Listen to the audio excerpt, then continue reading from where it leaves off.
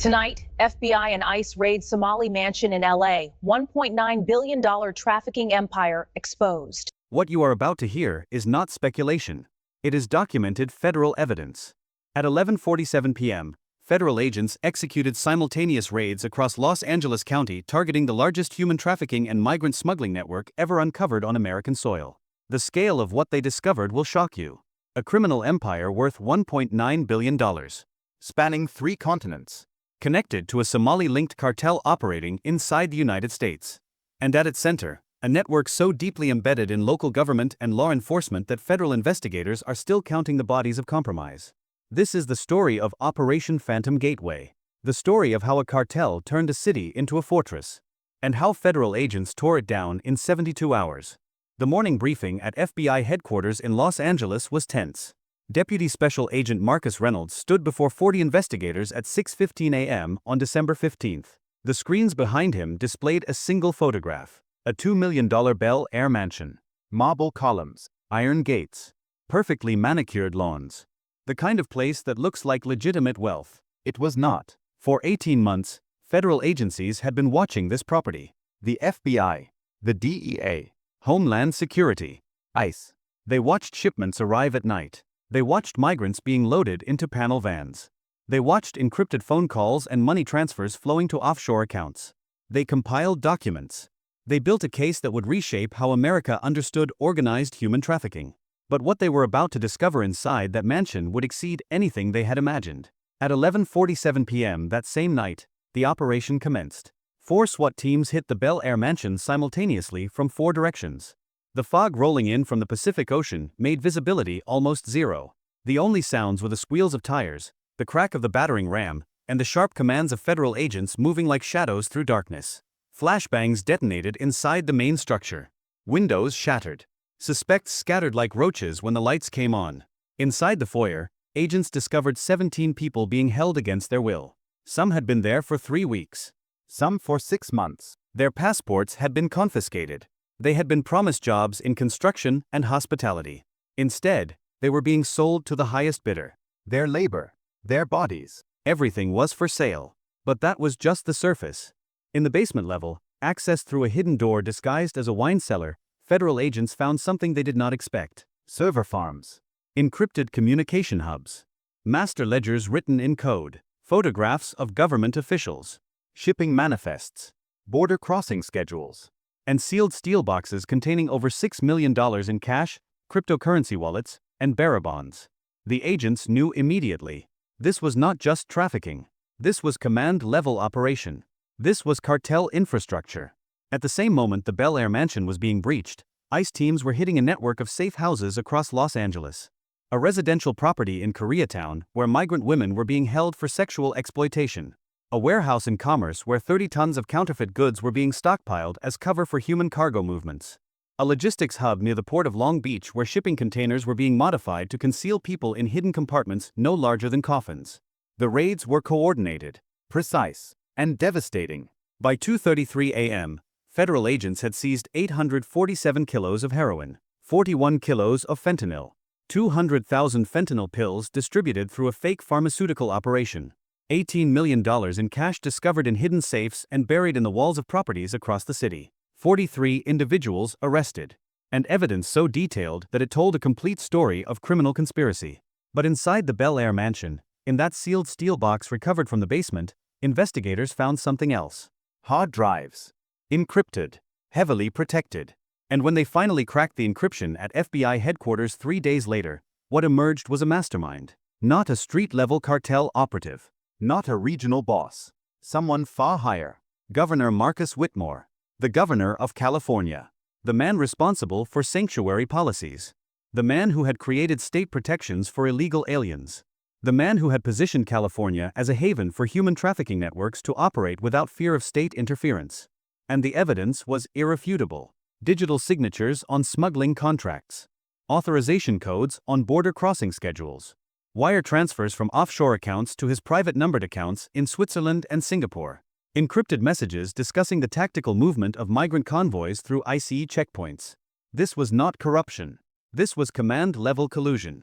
Inside the Federal Cyber Forensics Center in Westwood, Special Agent David Huang sat before 17 monitors displaying the digital architecture of what the investigation had now codenamed Operation Phantom Gateway. What emerged from the encrypted servers was breathtaking in its scope and sophistication.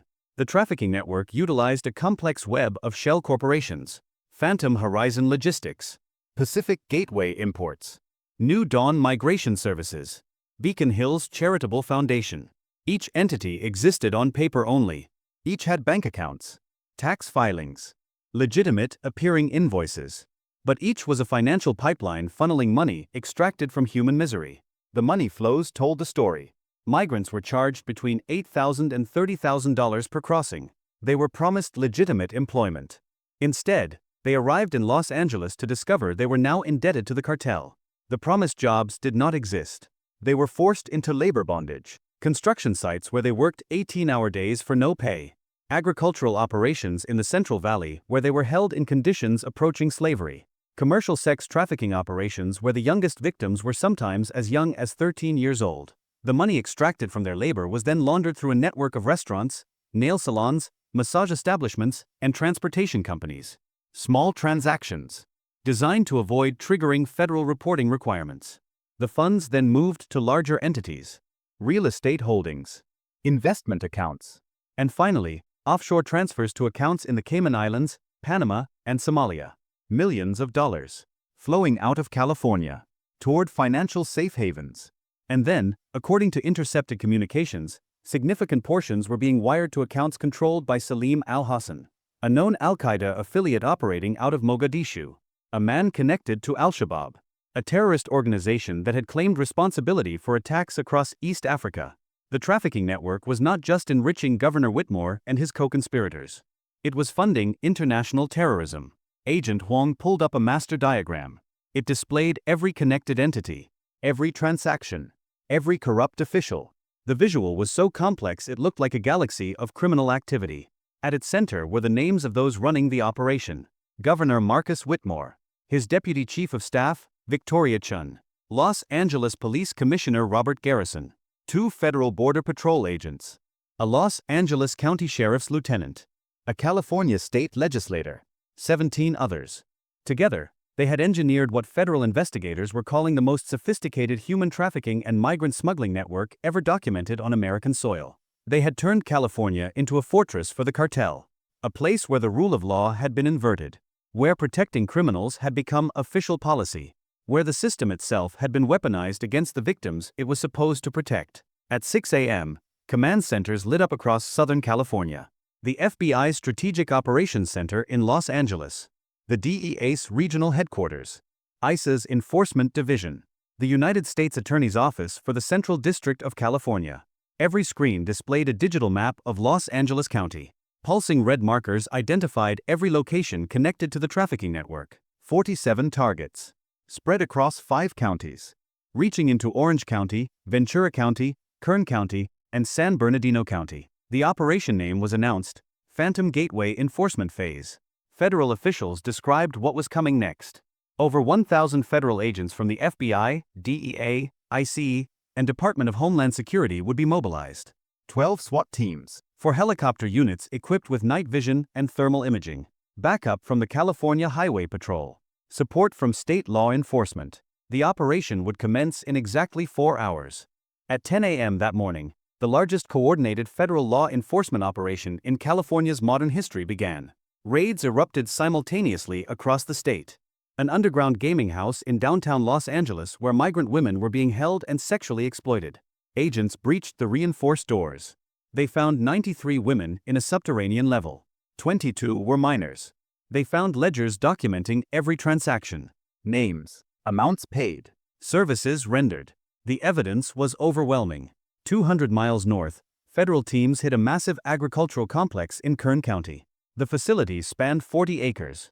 It was supposed to be a legitimate farming operation producing cotton and alfalfa. Instead, it was a migrant labor camp where 200 workers were being held in conditions of modern slavery. Their identification documents had been confiscated. They had been worked 18 hours a day for no pay. Some had been there for over a year. Some had family members being held in other locations as insurance against escape. Along the I-10 corridor, ICE teams intercepted a smuggling convoy. 4 commercial trucks, all equipped with hidden compartments. Federal agents discovered 67 migrants packed into spaces where they could barely breathe. The compartments were so small that 3 migrants had died during previous smuggling operations. Their bodies had been disposed of in the desert. Their families had never been informed. At the port of Long Beach, federal agents seized a shipping container arriving from Mexico. Inside, they found 300 kilos of heroin, 2 million fentanyl pills manufactured in underground labs in Tijuana and transported north as part of the cartel's expanded operations. The drugs were being distributed through California's street-level networks using trafficking victims as distributors.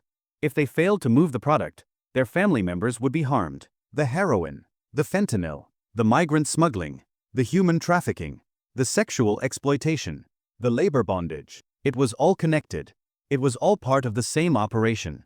Governor Marcus Whitmore had not simply tolerated this criminal network. He had structured state policy to enable it, reduced state law enforcement cooperation with federal immigration authorities, directed state resources toward blocking federal enforcement operations, created legal barriers that made it virtually impossible for local law enforcement to arrest or hold suspected traffickers.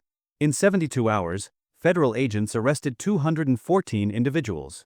They seized $47 million in cash and assets. They secured the freedom of 473 trafficking victims. They discovered evidence of connections to organized crime networks operating across Mexico, Central America, and Somalia.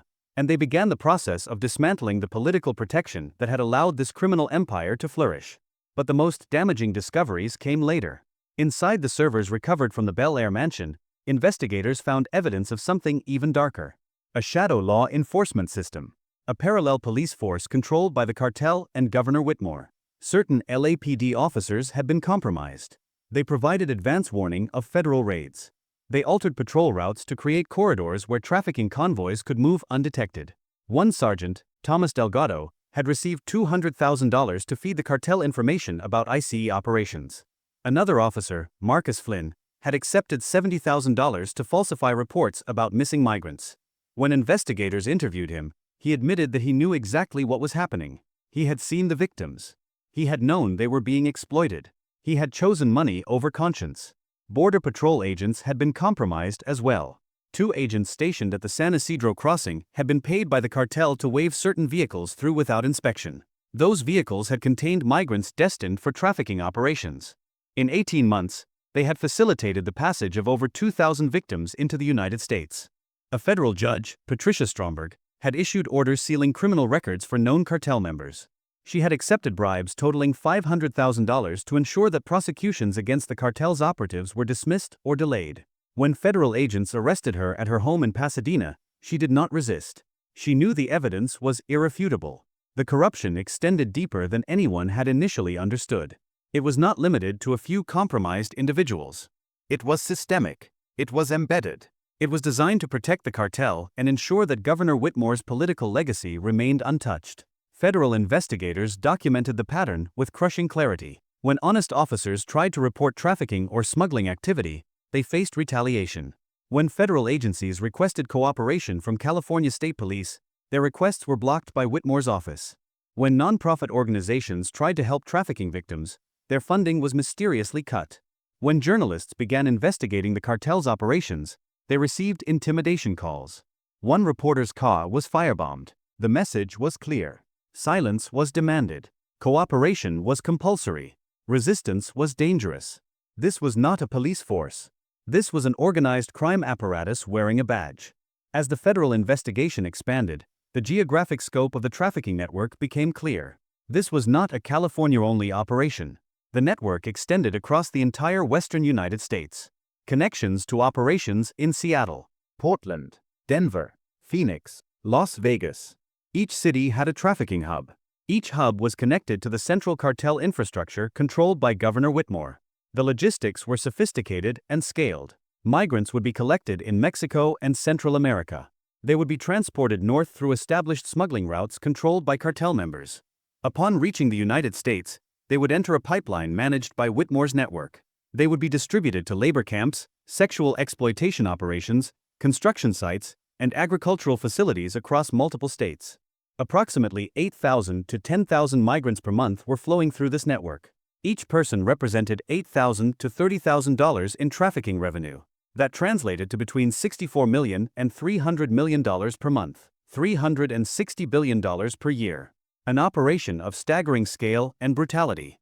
And it had been operating openly, in plain sight, protected by the state government itself. The money flows followed the same pattern. Funds collected from victims would be consolidated at key distribution points in Los Angeles, Las Vegas, and Phoenix. From there, it would be laundered through commercial businesses. Some would be invested in real estate. Some would be transferred to offshore accounts. And a significant portion, according to intercepted communications, would be transferred to Somalia, to accounts controlled by Salim al-Hassan, to support terrorist operations targeting American interests and African civilian populations. This was the realization that struck federal investigators the hardest. The cartel was not just a criminal organization. It was a fundraising mechanism for international terrorism. Every migrant smuggled, every trafficking victim exploited, every dollar extracted through human misery was a direct contribution to organizations designated by the United States government as terrorist entities. Governor Whitmore had not simply created conditions that allowed trafficking to flourish. He had directly enabled the financing of international terrorism. Federal authorities moved quickly to contain the damage and preserve the evidence. Governor Marcus Whitmore was arrested at his residence in Sacramento. The charge was conspiracy to violate federal human trafficking statutes. The evidence included encrypted messages discussing trafficking logistics, bank records showing receipt of cartel money, and testimony from multiple witnesses describing direct orders from Whitmore to obstruct federal investigations. Victoria Chun, his deputy chief of staff, was arrested the same day. Los Angeles Police Commissioner Robert Garrison was arrested at his office. The 2 Border Patrol agents were arrested at their homes. The corrupt sheriff's lieutenant was arrested during his shift. The state legislator, a man named Daniel Espinoza, was arrested attempting to flee to Mexico. In total, 63 individuals with direct connections to the trafficking network were arrested within the first week. Many had access to classified law enforcement information. Many could have destroyed evidence or intimidated witnesses. Federal prosecutors moved to detain them without bail. The message was clear. The federal government was declaring war on the system that had allowed this criminal empire to exist. In the weeks that followed, the full scope of the corruption became evident. The cartel had not simply infiltrated California's government. It had reshaped it. State budget allocations had been diverted to create obstacles for federal law enforcement. State police training curricula had been modified to discourage cooperation with federal immigration authorities. State legislation had been written specifically to protect traffickers and shield cartel operations from prosecution. One document recovered from Whitmore's office outlined a 5-year plan. It detailed the governor's vision for turning California into the permanent North American headquarters for human trafficking operations. The plan included expanding the trafficking network to every major city in the state, creating protected corridors for cartel money laundering, installing cartel-friendly judges in every major county. Essentially, the plan was to create a parallel government controlled by organized crime, a shadow state operating within the legitimate state infrastructure. This was not negligence. This was not mere corruption. This was engineered treason against the institutions of the United States. Federal prosecutors announced that they would be seeking the death penalty for Governor Whitmore on charges related to human trafficking that had resulted in the deaths of victims. Those deaths were documented. 3 trafficking victims had died in hidden compartments during smuggling operations. 1 victim had been murdered by cartel enforcers when she attempted to escape. 2 victims had died from medical neglect in labor camps. Their blood was on Whitmore's hands. Their deaths could have been prevented if he had not systematically enabled the cartel's operations. The public response was volatile. California erupted into a reckoning. Citizens demanded answers about how state government had been so thoroughly compromised. Investigative journalists began examining every decision Whitmore had made as governor through the lens of cartel influence. His sanctuary policies, which had been presented as humanitarian, were revealed as deliberate protection for criminal networks. His praise for sanctuary cities was re-examined as potential cartel propaganda designed to influence public opinion. Federal authorities issued a stark warning. Other states needed to examine whether similar networks had penetrated their governments. Were there other governors protecting traffickers? Were there other law enforcement agencies compromised by cartel money? Were there other sanctuary policies being weaponized to shield criminals? The threat was real. The danger was ongoing. The battle for the integrity of American government institutions was far from over. In the rubble of Operation Phantom Gateway's enforcement phase, a fundamental truth emerged. Power does not always need violence. Sometimes it only needs silence. Ambition without conscience. a willingness to rationalize the exploitation of vulnerable people in exchange for money and status. Governor Marcus Whitmore had not needed to personally supervise trafficking operations. He had only needed to ensure that those who would have stopped the cartel were prevented from doing so. Silence. That was the weapon. Institutional silence. Legal silence. Political silence. The cost of that silence was measured in human lives. Thousands of migrants displaced from their homes and exploited. Hundreds of trafficking victims. Families destroyed. Futures stolen. Communities ravaged by the heroin and fentanyl that the trafficking network distributed. Entire neighborhoods destabilized by the social chaos that organized crime creates. This story is a warning. It is a demonstration of what happens when political ambition and criminal conspiracy align. When the institutions meant to protect the vulnerable are instead weaponized against them. When silence becomes complicity. When conscience is sacrificed for power. Operation Phantom Gateway was a victory for federal law enforcement. $47 million in assets seized. 473 victims rescued. 214 criminals arrested. A cartel network dismantled. Evidence of terrorist financing exposed. The system will be rebuilt. Federal prosecutors will continue the cases. Victims will receive restitution and support. The institutions will be reformed. But the warning remains. Eternal vigilance. That is the price of free government. That is the cost of democracy. When we stop watching. When we accept silence. When we prioritize politics over principle. That is when darkness takes root. That is when cartels and their accomplices reshape the government itself into an instrument of their own power. If you are still watching this story, understand what you have just learned. The system can be corrupted. The badge can be compromised. The institution can be weaponized. And it takes decisive action to restore it. Federal law enforcement acted with precision and courage. But they could only act because there were still honest people willing to investigate. Still judges willing to issue warrants. Still prosecutors willing to build cases. Still agents willing to risk their lives to protect the vulnerable. If you saw corruption in this story, you were right. If you felt rage, that is appropriate. If you felt sadness for the victims, you understand the human cost of crime. Share this story. Comment expose if you want truth dragged into the light. Subscribe for more in-depth coverage of stories the mainstream media will not tell you. Comment below.